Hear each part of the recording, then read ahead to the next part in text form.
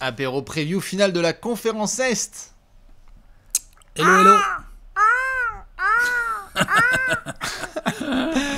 Let's go. Bah, je vois que t'as mis un joli petit t-shirt bien neutre. Yes. Maillot rare, Josh Moi, Smith. je suis tout 2006. en neutralité. Hein. Ah, Josh Smith. N'empêche, le Josh Smith d'Atlanta. Voilà, je sais pas si on va pas. C'est celui du concours de dunk.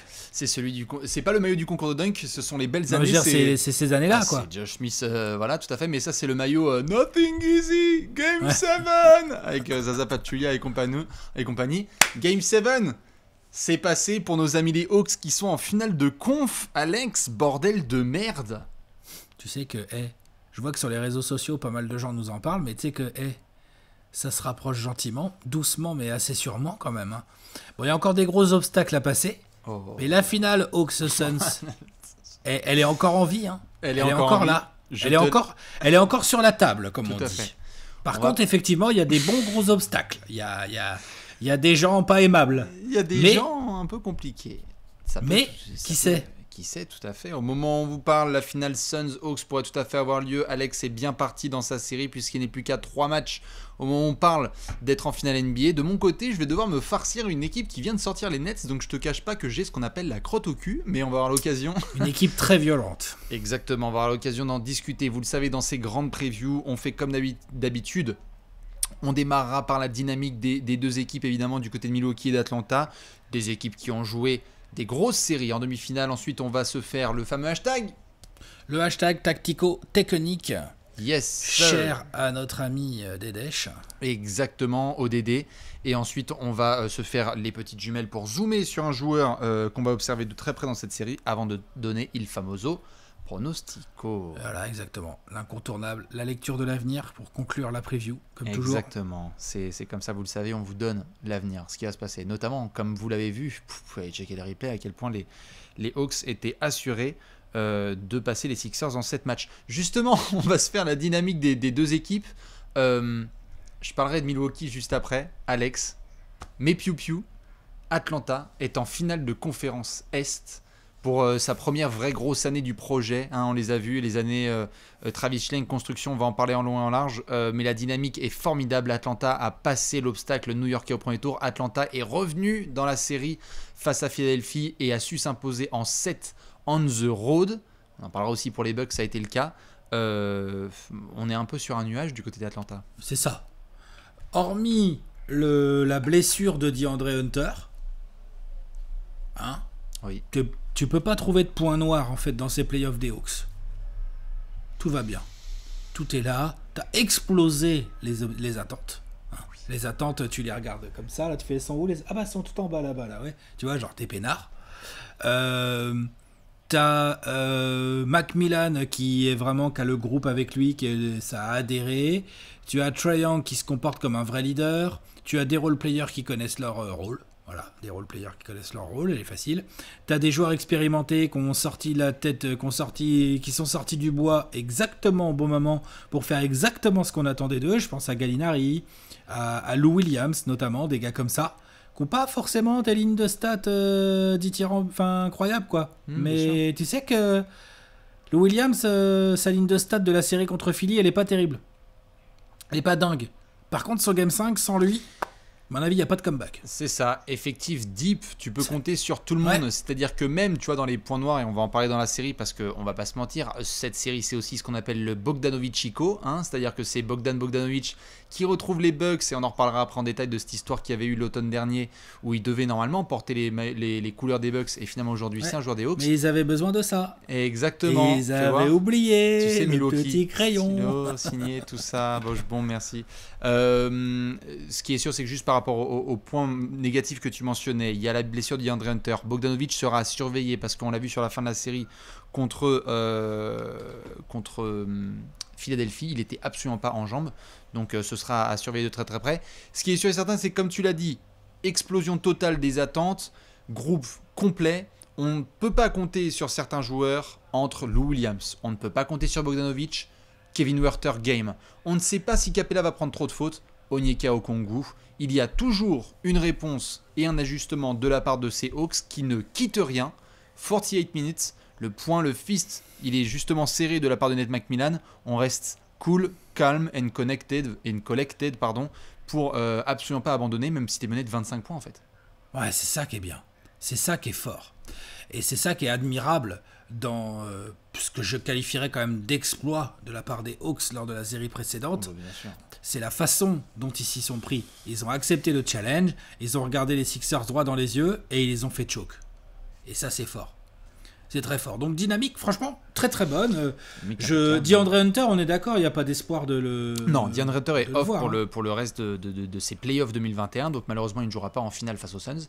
Et c'est dommage, ça c'est vraiment dur pour Mikal Bridges. Bah ouais, son duel avec Jay Crowder aurait pu être pas mal. Ça aurait été incroyable. Non, il y a juste évidemment cette blessure de Bogdanovic qu'il va falloir surveiller parce qu'il était clairement pas bien. Là, on le sent qu'il n'est pas du tout à 100%. La petite épaule de triangle, mais sinon c'est tout. Pour ceux qui se posent la question évidemment et qui n'étaient pas sur Twitch ou sur les réseaux sociaux, la moustache de Bibi c'est normal. Je pensais pas que les Hawks allaient l'emporter en 7 à Philadelphie, donc on respecte le meilleur Atlanta, on fait péter la moustache. Mais ça va vite disparaître parce que c'est une immondice. Dynamique des Bucks. Le dimanche soir, on a repris les droits du côté de Devin Booker et d'Atlanta. Ça ne doit absolument pas mettre de côté le Game 7 énorme des Bucks à Brooklyn, où ils passent à quelques orteils, j'ai envie de dire, près de se faire éliminer. Mais tu t'en sors en prolongation. Milwaukee a battu les Nets et ça, c'est fort quand même pour le groupe. C'est fort. Ils étaient menés 2-0 dans la série. Bien sûr. Et puis il faut voir quel 2-0. C'était 3-2. 2 énormes branlées. Bien sûr. Oui, mais le 2-0, c'était des grosses branlées. Tout à fait. Après, ils sont revenus à 2-2 en sortant. On avait fait le bilan au bout de 4 matchs. En sortant le mode guerre de tranchées. Ouais. Boue. Le mode boue, quoi. Le mode boueux. Salace. Après, ils se sont fait effectivement. Il y a eu Kevin Durant game qu'ils auraient pu gagner. Donc, devait y avoir vraiment du somme. Mais effectivement, ils se prennent un game mythique de Kevin Durant. Tu gagnes le match 6 à la maison. Tu reviens à Brooklyn. Kevin Durant t'attend. Les Nets, ok. Alors, effectivement, les Bucks. Et c'est pas de leur faute, mais ça joue pour eux. La blessure, la cheville de Kyrie Irving qui tourne. Et la cuisse de James Harden qui craque dès les 30 premières secondes de la série. Ça a aidé. Ça les a quand même bien aidés, on va pas se mentir.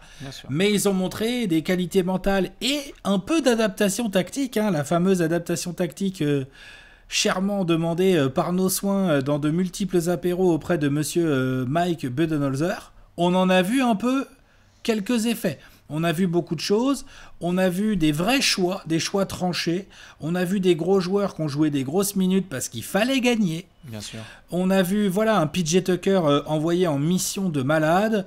Enfin bref, on a vu des vraies bonnes choses de la part des Bucks et du coup ça a débloqué aussi d'autres choses. On a vu des shoots qui se sont remis à rentrer. On a vu... C'est assez intéressant de voir comment parfois une série tient à rien en fait. Bah ça. C'est-à-dire que ce match 3 sous forme de guerre de tranchées là, les Bucks ils le gagnent de 3 points. Kevin Durant il a un tir. Bon, pas un tir facile mais Kevin Durant peut le mettre. Il a un tir pour éventuellement arracher une prolongation. Qu'est-ce qui se serait passé? On ne sait pas. En tout cas ce match arraché sous les 90 points. Avec au match d'après la cheville de Kyrie qui tourne. C'est vraiment tout le momentum de la série qui a tourné finalement. Bien sûr, bien sûr. Et les Bucks ont su se saisir de cette opportunité et la transformer en victoire, en série gagnée et en finale de conf. Non, complètement. C'était assez fou de voir notamment l'ambiance sur le Game 7. Je pense que tu l'as vu aussi. Ce côté, à la fois le challenge qui était énorme parce qu'on avait débriefé en direct juste après sur Twitch. C'était l'ambiance à Brooklyn et Giannis qui fait des airballs sur des lancers et on voit le match I2 au début de Jrue Holiday pendant une longue partie, même les actions de Brook Lopez en fin de match où on se dit mais putain c'est quoi ces balles perdues, ces possessions mal gérées.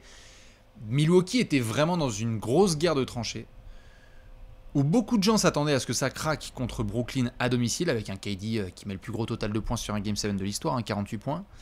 Mais je crois qu'il y a eu quelque chose de très salvateur pour les Bucks dans cette victoire. Tu sentais que les mecs, il y avait un espèce de poids en moins sur leurs épaules, ce qui fait que la dynamique est excellente pour Milwaukee parce qu'ils se disent ok, on peut regarder le reste du field là, c'est-à-dire Atlanta, les Clippers et les Suns, et en fait peut-être qu'on n'a jamais été aussi proche de la possibilité d'avoir un titre en fait. Je te confirme. Surtout qu'en plus, Giannis, on le saoule, On est là, on est devant, quand on live tweet ou quand on commente les matchs des Bucks, qu'est-ce qu'il fait, pourquoi il pull up et tout, il nous énerve et les lancer, faut les mettre. C'est vrai, sur cette série, là j'étais en train de regarder les stats. Il est à 29 sur 60 au lancer, il est un tout petit peu en dessous des 50%, d'accord. Il est à 32 points avec 13 rebonds, quasiment 4 passes. Ouais, et il fait un Game 7. 32 points, 13 rebonds et quasiment 4 passes d'ess. Voilà de quoi on parle. Ouais. Et là, alors effectivement, il a ses défauts. On a fait une vidéo pour débriefer les Sixers. On a parlé de Ben Simmons. Je me suis permis un peu de comparer la situation de Giannis avec celle que j'aimerais bien avoir pour Ben Simmons. Mais encore faudrait-il que Ben Simmons nous montre qu'il soit capable de produire de ce genre de délire. Non mais c'est vrai. Un grand malade. Et en plus, de l'autre côté du terrain, il n'a pas chômé, il a bossé. Non, alors il n'a pas trop été au front sur Kevin Durant, sur l'homme. Par contre, les aides, les couvertures, le hustle, le machin, enfin... Les Bucks ont montré un visage d'équipe genre... Parfois limité, parfois énervante et tout, mais quoi qu'il arrive, dur à jouer. Dur. C'est ça. Milwaukee n'a vraiment pas craqué dans la série, alors qu'il y avait plusieurs fois où on s'est dit genre hop. Il y avait beaucoup de dumb plays, même dans le Game 5, tu vois, et la façon dont ils avaient géré la fin de match alors qu'ils avaient bien mené et que Kevin Durant fait un match all-time pour permettre aux Nets de l'emporter. Ils ont vraiment tendu le bâton pour se faire battre. On allait jusqu'en prolongation. Ils ont même laissé Kevin Durant en isolation contre PJ Tucker avec la possibilité de terminer la saison des Bucks. Enfin, je veux dire, ce qui est dingo. Hein. Les pieds sont sur la ligne. Et donc, c'est un 2 points. On va en prolongation et Milwaukee l'emporte par la suite. Mais il y a eu des moments où tu étais fan des Bucks et tu pouvais tomber dans le coma en te disant genre, non, putain, c'est pas possible. C'est pas possible. Et qu'ils aient réussi à s'en sortir avec Jrue Holiday qui sort de sa boîte dans la fin de ce Game 7. Avec Giannis qui fait une performance de Game 7 qui est complètement dingue. Chris Middleton, Brook Lopez dont on parle à peine mais qui a fait un Game 7 aussi, Brook Lopez de dingo en protection d'arceau avec des gros buckets. Il a été vraiment énorme, le meilleur marqueur de l'histoire des Nets au passage, on rappelle. La dynamique est très bonne. T'es les Bucks, tu te dis putain, non seulement ça, mais en plus, potentielle erreur, mais tu te dis putain, on récupère l'avantage du terrain puisqu'on n'affronte pas les Sixers en finale de conf. On affronte les Hawks. Oh bah ça, récupérer l'avantage du terrain pour les Bucks, c'est un peu inespéré, franchement. Les Sixers, on a suffisamment parlé, ils étaient favoris. Ouais. Donc là, les Hawks, effectivement, en plus, on a vu que devant leur public, ils étaient quand même un petit peu chauds à faire, en fait. Hein. Tu vois, les Nets, par exemple, ils n'ont pas réussi. Tu vois. Donc, voilà. Voilà. Bon, je parle même pas du 8, hein, au tour d'avant, on s'en fout, mais en tout cas, les Nets n'ont pas réussi. Donc très très bonne dynamique pour les Bucks. En plus, bon, il y a toujours Dante DiVincenzo qui n'est pas là, mais sinon tu disposes du reste de ton effectif. Ouais, une des équipes les plus en forme parmi les 4 qui sont encore debout. Hein. Je pense qu'on peut le dire. Ouais. Quand tu as Chris Paul qui est en galère Covid protocole, que tu as Kawhi qui est absent et que de l'autre côté tu as du Bogdanovic ou Trae Young qui est blessé un peu. Les Bucks sont bien. Les Bucks arrivent torse bombé dans ces finales de conf en espérant aller plus loin. Exactement, on parlait de Bogdanovic Ico, on parlait de Mike Budenholzer Ico aussi, puisque Bud retrouve son ancienne franchise, celle d'Atlanta. Et justement, je te propose avec cette magnifique transition de sortir les 4 doigts pour faire le hashtag tactico-technique. Exactement, c'est l'heure du point tactico-technique dans lequel, cher Adédèche, on va devoir parler de basket. Vous aussi, dites-nous ce que vous allez surveiller de très très près sur cette série. Un aspect du jeu que vous allez regarder de très très près, ça peut être sur les parquets, dans la tête ou sur le banc. Alex, the floor is yours. Qu'est-ce que tu vas regarder en priorité ? La discipline, la régularité dans l'effort des Hawks. Je m'explique. Les Hawks ont mis des énormes efforts face aux Sixers. Ils ont vraiment produit des très belles choses. Ils ont montré qu'ils avaient du mental. Ils ont montré qu'ils avaient de l'énergie pour revenir et qu'ils lâchaient rien. Mais s'ils ont dû revenir de gros déficits, c'est aussi parce qu'ils ont eu des trous d'air qui ont fait que les Sixers ont pu prendre 15, 18, 20, voire 26 points d'avance, tu vois. C'est parce que tu as eu des trous d'air, c'est parce que pendant d'assez longues minutes, tu n'arrives pas à mettre de panier, parce que quelques choix sont un peu pourris, parce que Trae Young s'énerve un petit peu, parce qu'on se retrouve avec Capella au poste, enfin tu vois, genre voilà. Parce que face à une bonne défense adverse, le pouvoir offensif des Hawks est réel, mais parfois ça pataugouille un petit peu. On retrouve des fois les petits côtés qui nous énervent chez Macmillan, enfin tu vois ce genre de choses. Et donc tu peux avoir quelques trous d'air pour peu que en face l'attaque adverse chope bien les quelques points sur lesquels elle peut appuyer dans ta défense, bim, Tu te tapes un petit écart. Les Hawks ont montré du mental, les Hawks ont montré à revenir. Mais là, attention. Je crois pas, on en parlait en off juste avant, Bastien. Après, cette série, ça se trouve, va me faire mentir. Hein, je le souhaite aux Hawks. Mais les Hawks avec 15 points de retard, là, ouah, ça pue là, contre les Bucks. Non, contre les Bucks. Parce que cette équipe des Bucks, et puis elle a montré. Pardon, vas-y. Elle a montré déjà. Elle a montré dans la série face à Brooklyn qu'elle non plus, elle lâchait rien. Elle a montré de belles ressources mentales. Elle a montré une variété offensive. C'est-à-dire que les Bucks, faut qu'ils ratent. Quand les Bucks sont un petit peu chauds, c'est une attaque extrêmement difficile à contenir. T'as Middleton qui est capable de mettre ses tirs un peu tout seul comme un grand ou de jouer les pick and roll. Même chose pour Jrue Holiday. T'as Giannis qui, dès qu'il est lancé, est quand même un truc absolument inarrêtable. Hein, on est d'accord. Brook Lopez peut mettre des tirs. Bryn Forbes peut mettre des tirs. Pat Connaughton peut mettre des tirs. Bobby Portis peut rentrer et mettre quelques paniers. Enfin, je veux dire, l'attaque des Bucks, c'est quand même quelque chose qui doit, à mon avis, soucier les Hawks et surtout qui doit les soucier dans le sens genre... Attention, parce que si leur défense commence à nous faire chier et qu'on commence à se faire enchaîner les possessions avec des stops, comment on fait, nous, de l'autre côté? En gros, ce que je veux dire, c'est que les Bucks vont exploiter les failles des Hawks, vont exploiter la relative faiblesse défensive de gars comme Gallinari, comme Bogdanovic, comme Trae Young, évidemment, ce genre de gars. Ils vont exploiter l'inexpérience d'autres gars, de Werther, de Okongwu, de gars comme ça qui vont forcément avoir des minutes. Je veux dire, les Hawks en ont besoin. Et donc, à la moindre baisse de régime, au moindre manque un petit peu de discipline, tu vas tourner la tête, tu vas putain merde, on est à moins 14, dis donc, tu vois, genre, et là, t'es dans la merde avec les Bucks. Parce que eux, ils se nourrissent de ça, ils lâchent pas la proie, ils accélèrent, et on l'a vu, hein, même Kevin Durant, voilà, il était esselé, mais il avait quand même des bons petits joueurs autour de lui. Bah, voilà, il s'est fait un peu prendre dans le côté rouleau compresseur des Bucks. Je suis complètement d'accord avec ce point, et notamment sur le fait que les Nets ont tenu dans la série, mais parce que c'est l'efficacité offensive des Nets, en fait. Kevin Durant. Avec un mec qui s'appelle Kevin Durant. Donc, en fait, quand tu perds de 14 points, bah, tu peux revenir de 14 points. Quand tu perds de 26, il y a le match de Jeff Green, hein, le match 5 de Jeff Green. Et il y a Jeff Green, où il y a du Mike James, ou du Landry Shamet, ou ne sais-je, ou certains gars qui ont pu contribuer aussi quand il fallait. Tout à fait, au Blake Griffin.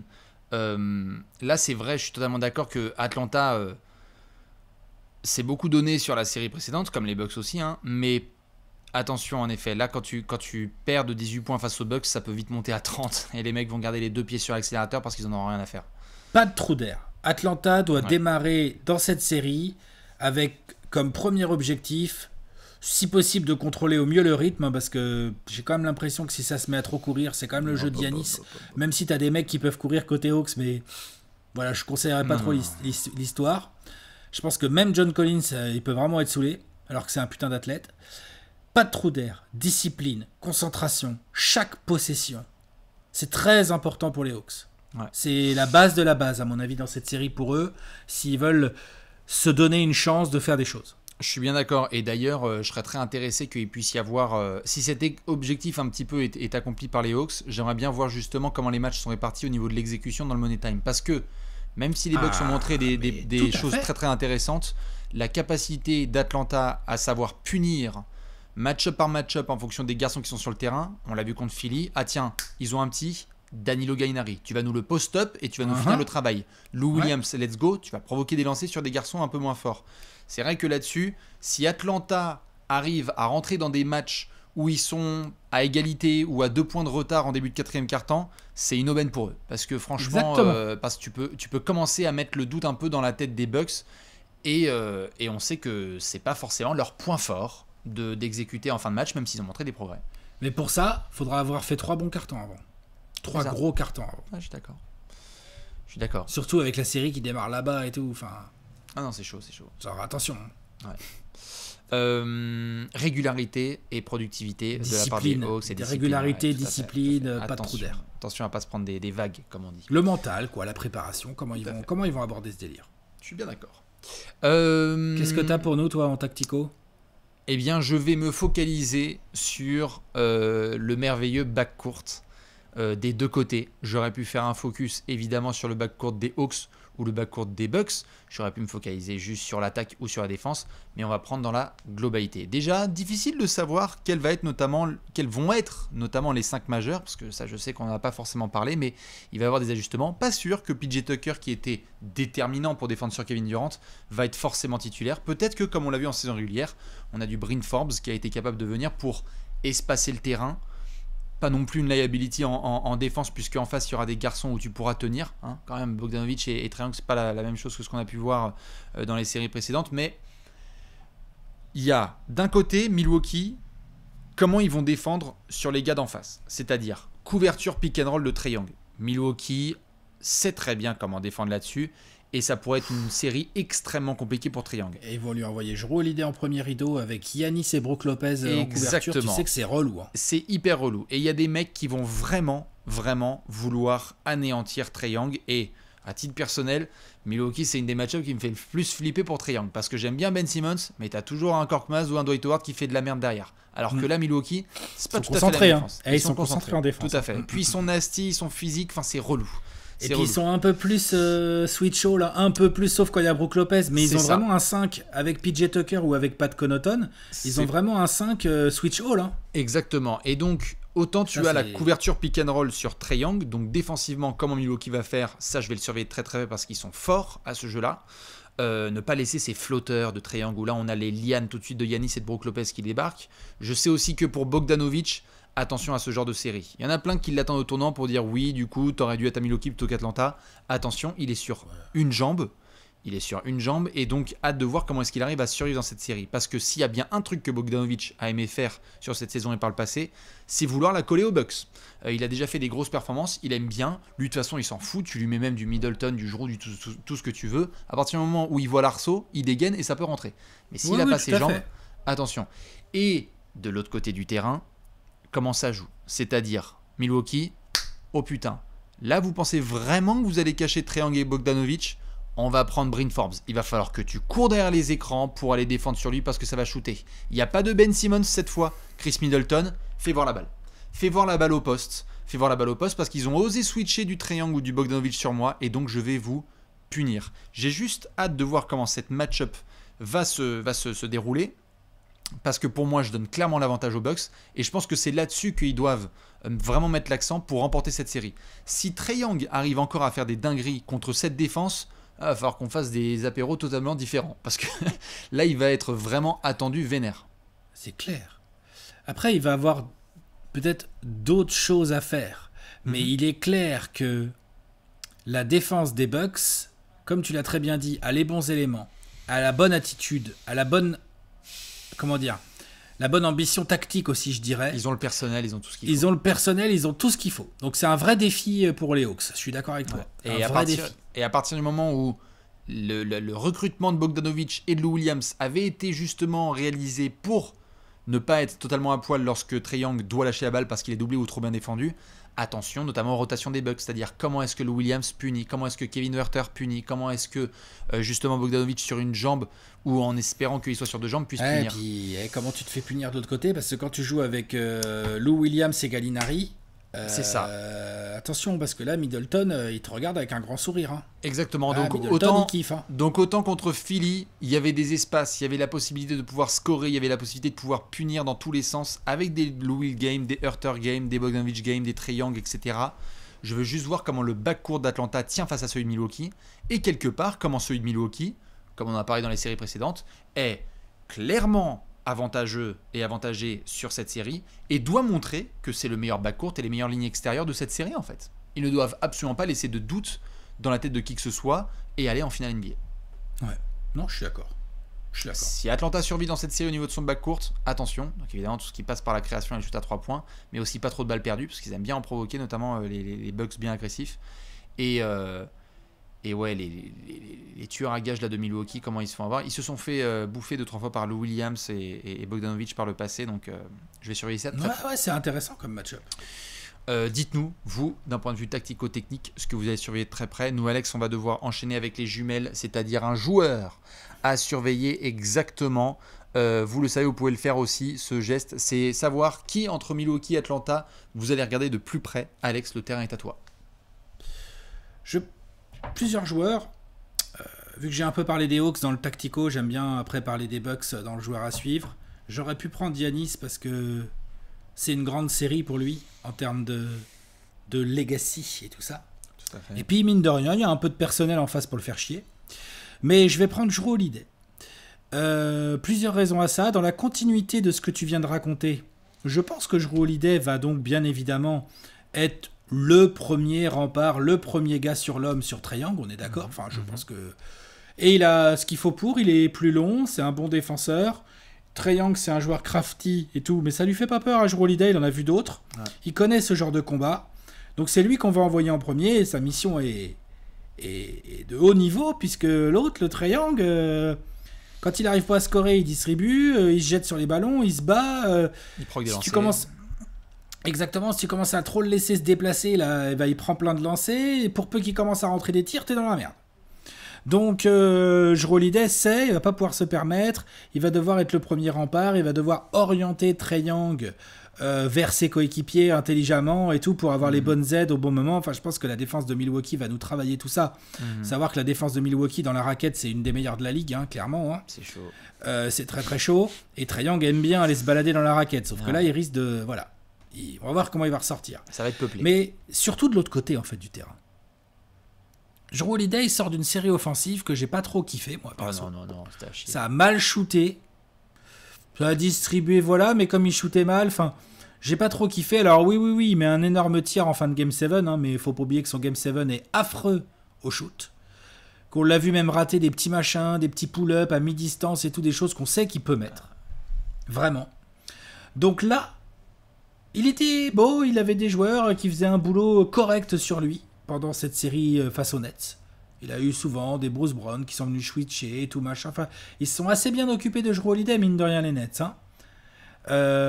Les Hawks n'ont pas les moyens. Les Hawks, qu'est-ce qu'ils vont faire? Ils vont envoyer qui? Tony Snell?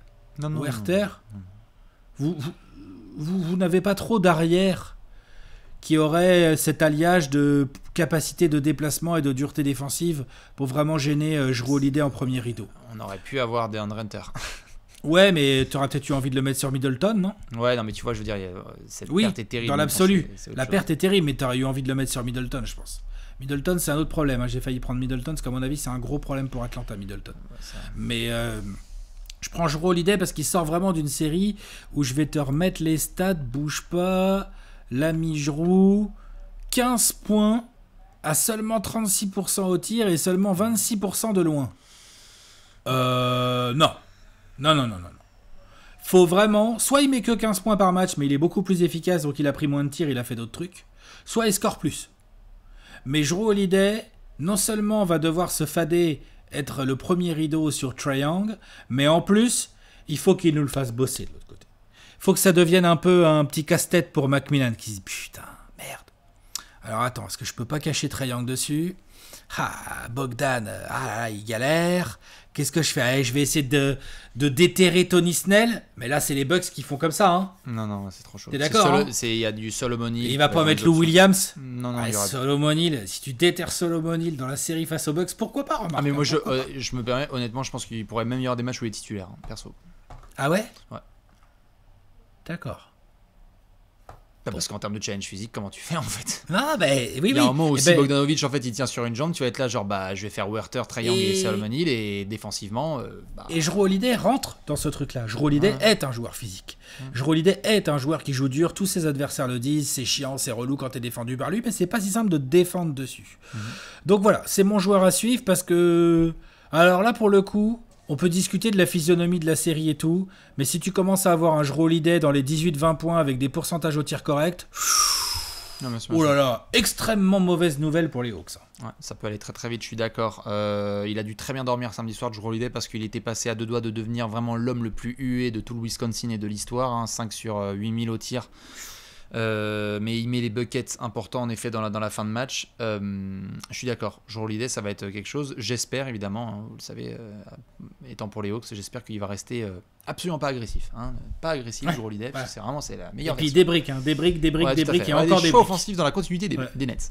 Je savais pas trop sur qui partir, parce qu'il y a plein de garçons dont j'ai envie de parler, mais Je vais devoir parler de Clint Capella, bien évidemment, sur cette série. Clint Capella aussi a dû bien dormir, parce que Clint Capella est enfin débarrassé de Joel Embiid. Clint Capella avait parlé contre New York en disant que voilà, c'était parti, il fallait un petit peu se ramener au Madison Square Garden et montrer c'est qui le patron. Ça a été fait. Il a chahuté Joel Embiid aussi et il s'est pris des mixtapes, mais j'aime bien le niveau de confiance qu'il apporte aussi. Parce que c'est un mec, tout à fait, d'expérience, parce qu'il a déjà fait de la finale de conf, lui.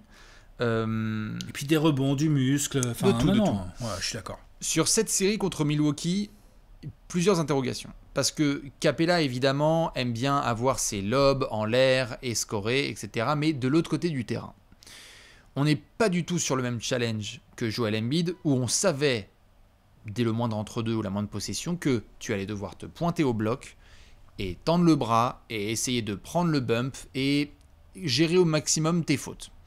Là, on est sur une série où soit tu vas être sur du Brook Lopez qui écarte au max à 7 mètres. Donc là, tu vas aller chercher dans les corners ou à 45. Et ça, c'est relou. Ou alors, connaissant bien notamment nos amis les Piu Piu, je ne serais pas étonné que John Collins soit sur Brook Lopez et que Capella soit sur Giannis Antetokounmpo, c'est-à-dire en premier soldat qui est envoyé pour juste backpedal, tu lèves la main et tu essayes de t'assurer qu'il prend des petits tirs à mi-distance. Je ne serais pas étonné que Capella soit envoyé en mission, en mission suicide, mais en mission avec soit du John Collins, soit du Solomon Hill, soit d'autres garçons, pour essayer de ralentir le freak. Et donc, forcément, là, Capella va devoir montrer qui il est. C'est pas tout à fait le même type de challenge défensif que Joel Embiid. Ah bah non. Capella, si tu veux, il est fort en protection d'arceau, il aime bien parfois switcher et gober du gros rebond. Il existe un scénar dans lequel Capella règne dans sa raquette sur cette série. C'est une série dans laquelle il peut peut-être en effet ouvrir un peu le shoot extérieur de Giannis et se retrouver un petit peu dans le rôle qu'on vient de voir avec Blake Griffin par exemple sur la série précédente. C'est-à-dire, je te laisse ton espace, si tu veux pénétrer, j'ai des copains qui vont venir en rotation, et Atlanta est capable, ils l'ont montré, d'avoir des gars qui viennent en aide. John Collins, il a fait des saletés lorsqu'il fallait venir aider avec Joel Embiid. Et donc, je suis fasciné par ce qui peut se passer avec Capella sur cette série. Soit Macmillan pète un plomb et nous le met sur Brook Lopez, et alors à ce moment-là, tu disparais de la série, parce que là, on va se dire genre, waouh, c'est trop chaud, tu te fais sortir à l'extérieur, et alors Giannis, il va faire, il n'y a personne en protection d'arceau.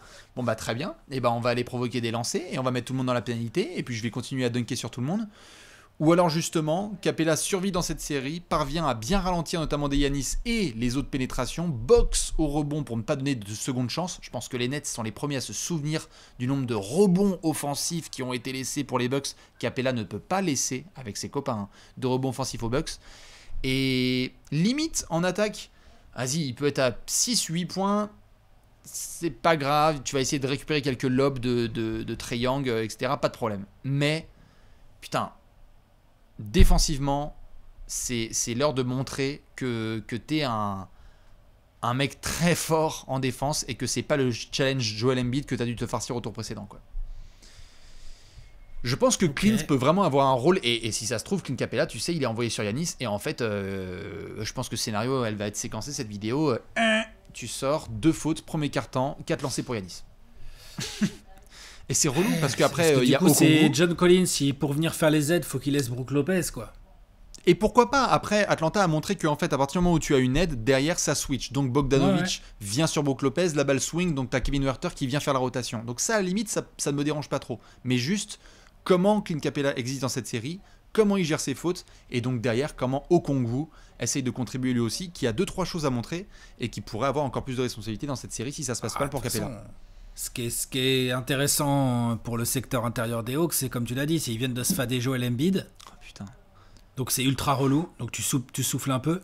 Mais en fait, il faut qu'ils soient conscients que ce qui les attend là, c'est complètement différent. Je suis pas sûr que ça soit plus cool. Ah non, bien sûr. C'est juste différent en fait. Parce que Brook Lopez, mais bien sûr ils aiment bien, mais parce que Brook Lopez il vient aussi dessous, ils savent l'utiliser. Middleton, il peut driver. Donc t'as Giannis. Après tu vas voir, là je pense qu'ils vont utiliser Bobby Portis dans cette série, qu'ils l'ont pas trop utilisé contre les Nets. Je pense que là ils vont faire jouer un peu plus de Bobby Portis. Ce serait logique. Ils vont essayer. Les Bucks, en tout cas je pense, tu sais, avec son petit pull-up et puis un petit peu d'énergie et tout, il peut se servir. Et donc c'est le challenge Giannis, quoi. C'est un challenge tout en mobilité. Comment tu bâtis un mur devant Giannis pour éviter que l'autre il tourne à 32, quoi. C'est ça. Et le premier mur, les premières briques du mur, c'est Collins et Capella. Et donc il va falloir que Clint fasse sa série. Je pense qu'il est capable de la faire. Et surtout derrière les rotations. Faut pas être fatigué parce que je parlais de potentielle intégration. Je suis pas sûr, j'ai déjà posé la question. Tu penses que PJ Tucker, il est dans le 5 majeur? J'ai pas l'impression. Non, je pense pas. Brook Lopez, Yanis, Middleton. Et après, c'est au choix entre Connaughton et Bryn Forbes pour accompagner sur les extérieurs. Je serais pas étonné, comme je disais tout à l'heure, en effet, que Bryn Forbes soit intégré dans le 5 et que du coup, quand tu ou Connaughton, l'un ou l'autre. Tout à fait. Mais quand tu viens du coup aider sur Yanis, il y a un kick-out pour Bryn Forbes. Et en fait, peut-être que Atlanta va choisir de se faire punir par Brook Lopez et Bryn Forbes, mais ne te fais pas punir par Yanis sur pénétration, ça passera par Capella. Voilà, c'est ça. Nous sommes d'accord là-dessus. Je roule l'idée pour Alex sur le joueur à suivre. Clint Capella, la Suisse pour Bibi. Dites-nous quel joueur vous allez surveiller. Je crois que Alex, on va devoir passer à la session pronostic. Allez, on y va. Le pronostico. Vous le savez, dans cette section, on vous annonce le turfu. Qui va aller en finale NBA? Qui va représenter la conférence Est? Une de ces phrases sera-t-elle vraie? Yanis va en finale NBA pour remporter un titre et l'ajouter à son incroyable palmarès. Trae Young réalise les plus grands playoffs de l'histoire de l'humanité pour un premier joueur en playoff et va en finale. Alex, the floor is yours. Contre les Knicks, j'ai pronostiqué les Knicks. Les Hawks sont passés. Contre les Sixers, j'ai pronostiqué les Sixers. Les Hawks sont passés. Donc j'ai une bonne nouvelle pour toi, Bastien, je pronostique les Bucks. Yeah. Mais je suis un peu moins confiant là. Je te cache pas que... c'est chaud. Je dirais 4-1. Je sais que ça paraît un peu dur comme ça, mais tout ce qu'on vient d'énoncer là quand même, il y a quand même, je sais pas, c'est ce genre de série où j'ai la sensation. Après j'avais... Cette sensation, mais un peu moins forte, je l'avais aussi face aux Sixers. Mais je trouve que les Bucks ont quand même plus montré. Mais j'ai quand même la sensation que les Bucks ont un peu de marge et que les Hawks n'en ont pas du tout là. Ils en ont pas. Surtout avec un Bogdanovic qui serait peut-être pas à 100%, t'as pas DeAndre Hunter. Alors ok, il manque DiVincenzo côté Bucks, effectivement, qui est quand même un vrai manque, on l'a vu contre les Nets, tout ça. Mais bon, voilà, c'est la vie, c'est comme ça, c'est les playoffs, il y a des blessures. Mais j'ai l'impression que même si Capella et John Collins donnent tout ce qu'ils ont, ça va quand même être compliqué d'empêcher Yanis de produire. J'ai l'impression que Middleton peut faire des massacres dans les ailes. En fait, j'ai l'impression que l'effectif des Bucks, il est plus fort des deux côtés du terrain. En défense, c'est sûr, mais même en attaque quelque part. Alors après, avec le talent, les Hawks, Gallinari, le soir où Gallinari, Lou Williams et Trae Young, ça trouve bien, les Hawks peuvent produire vraiment des trucs cool en attaque. Sauf que là, ils vont vraiment jouer une défense énorme. Donc meilleure défense côté Bucks, je pense que l'expérience est côté Bucks, et je pense aussi, même si mentalement les Hawks vont se donner et tout, mais les Bucks, eux, ils sont encore à mi-parcours dans leur tête. Je dis pas que la saison des Hawks, elle est finie dans leur tête, je dis juste que si les Hawks prennent 4-1 en finale de conf contre les Bucks, j'ai réussi. Ouais, toi et moi, on va débriefer les Hawks, on va faire la saison de malade, oui, tu vois, genre voilà quoi, c'est ça, exactement. Et s'ils arrachent un 4-2 ou quoi, enfin, j'ai l'impression que les Bucks, ils ont récupéré l'avantage du terrain. On va voir pour le Game 1, on va voir les deux premiers matchs à Milwaukee. J'ai l'impression que les Bucks, là, ils se sont parlé dans le vestiaire après le Game 7 et ils se sont dit, c'est pour nous la bague là. On y va à la bague. Et je pense pas qu'Giannis Antetokounmpo il joue autre chose que la bague. Et je pense que Middleton, je pense que Jrue Holiday il a fait une mauvaise série, une série un peu faiblarde offensivement contre les Nets. J'ai l'impression malheureusement que pour les Hawks que là il peut faire une bonne série offensive, tu vois. Ouais. Et donc entre ça, la bonne défense des Bucks, ils ont de l'expérience, machin et tout. Waouh. J'ai 4-1 Bucks, je dirais. J'avais écrit 4-2 au début, j'étais là, j'oscillais entre le 4-2 et le 4-1, mais j'ai quand même l'impression que les Bucks sont un cran au-dessus. Ouais. Un vrai cran, je veux dire. J'ai mis 4-1 aussi. T'as mis 4-1 aussi. J'ai mis 4-1 pour les Bucks. 4-1, ouais. Mon cœur me dit 4-2. Ma tête me dit 4-1. Je serais absolument pas surpris qu'il puisse y avoir un sweep, honnêtement. Il y a un tel... déjà, faut faire gaffe au premier carton. Les premiers cartons, on va faire gaffe. Parce que là, les mecs... tu te prends 25 à la mi-temps et c'est relou. Tu peux pas non plus revenir comme il faut. Milwaukee a vraiment passé un cap là en ayant passé les Nets. Je pense que les mecs, comme tu le dis, ils se disent waouh, putain, on peut pas se laisser avoir comme les Sixers l'ont fait là. Il faut qu'on les enfonce, il faut qu'on soit agressif, il faut qu'on provoque des fautes. Ils ont la match-up parfaite pour moi, je trouve. Évidemment, ça va être combatif. Les Hawks ne vont jamais se laisser abattre comme ça parce que ça se bat 48 minutes. Donc on peut avoir des matchs serrés potentiellement. Et c'est pour ça que je mets 4-1. Tu peux avoir une victoire Atlanta sur cette série. Mais honnêtement, je t'avoue que quand je savais qu'on allait faire cette preview, je me suis dit, il y a quoi? Il faudrait que les Bucks soient dans une espèce d'anti-réussite à 3 points extraordinaire. Oui. Genre, c'est-à-dire Brook Lopez est complètement HS en fait. C'est-à-dire qu'on a eu du Brook Lopez complètement dingue, et en fait là cette fois c'est Brook Lopez, comme on a pu le voir aussi, je crois la saison dernière, où il n'y a plus rien qui rentre. C'est comme ça arrive. Comme pour les Nets en début de série, en fait tu la démarres et il y a un joueur qui se blesse. Évidemment je ne souhaite aucun joueur blessé, c'est juste, franchement j'en viens là pour imaginer que la série puisse être blessée. Meilleure défense, jeu plus physique, des joueurs qui ne veulent absolument pas se retrouver dans une série compliquée avant d'aller en finale NBA.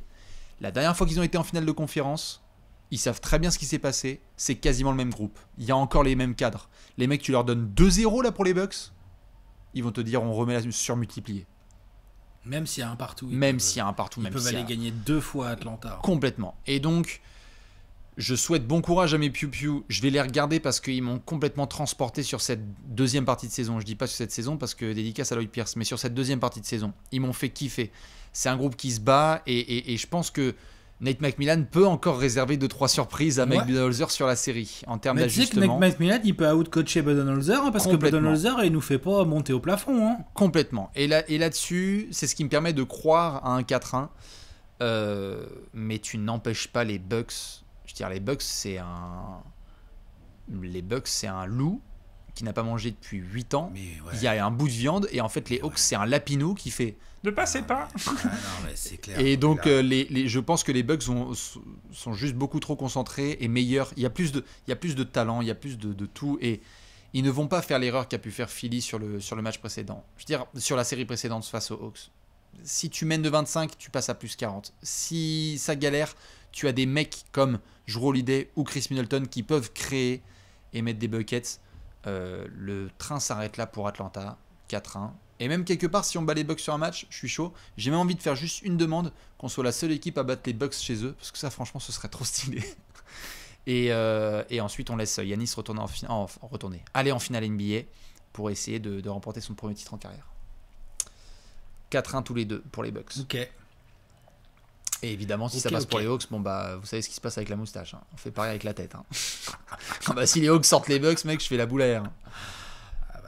Ça va être quelque chose, la boule à Z. Dites-nous, vous, quel est votre pronostic sur cette série? Dites-nous ce qui va vous intéresser. Je crois que le Game 1, il est ce mercredi en direct de Milwaukee et du Wisconsin. On va surveiller tout ça. Bon courage aux fans des Bucks. Bon courage aux fans des Hawks. On vous attend dans les commentaires. Ça va être une belle série. Hein. Ouais, j'allais dire un mot de la fin. Un mot de la fin, Alex? Mot de la fin, je pense que ça va être une belle série. Parce que là, évidemment, on pronostique du Bucks assez largement. Mais cette équipe des Hawks est très intrigante et est un vrai challenge pour les Bucks par les adaptations tactiques qu'elle va proposer. Moi, je suis hyper intéressé par cette finale de conf. Moi aussi. On vous fait des bisous. On se retrouve très vite sur la chaîne YouTube de Trash Talk. Et bonne finale de conférence à toutes et à tous. Ciao, ciao. Ciao. Ciao.